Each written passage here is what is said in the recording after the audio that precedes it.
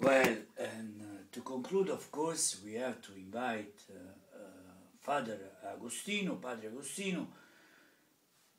to talk about a very delicate argument is about the views on sexuality and thinking and the thoughts of this great philosopher. Well, thank you. It's a very interesting, even if delicate. I would like to talk about this because it calls me from early student years when I was very young. For Augustine, the evil of sexual immorality was not in the sexual act itself, but rather in the emotions that typically accompany it. On Christian doctrine, Augustine contrasts love, which is enjoyment on account of God, and lust, which is not on account of God. For Augustine, proper love exercises a denial of selfish pleasure and a subjugation of corporal desire to God. He wrote that the pious virgins raped during the sack of Rome were innocent because they did not intend to sin. Augustine's views of sexual feelings and sinful affected his view of women. For example, he considered a man's erection to be sinful, though involuntary, because it did not take place under his conscious control.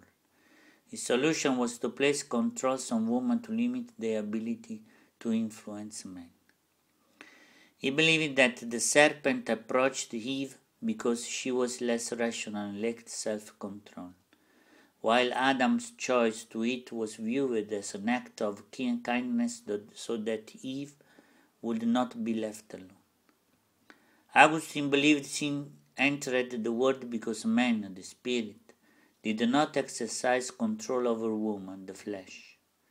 Augustine's views on women were not all negative. However, in his tractates on the Gospel of John, Augustine, commenting on the Samaritan woman from John 4.142, uses the woman as a figure of the church.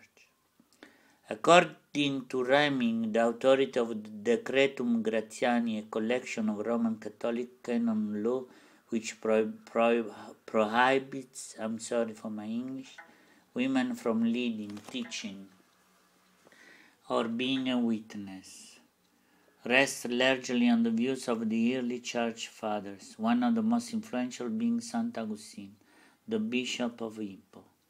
The laws and traditions founded upon St. Augustine's views of sexuality and women continue to exercise considerable influence of church doctrinal position regarding the role of women in the church. Well, it's very interesting. Thank you very much. Well, Padre, let's have a short break, and then we go on. Thank you.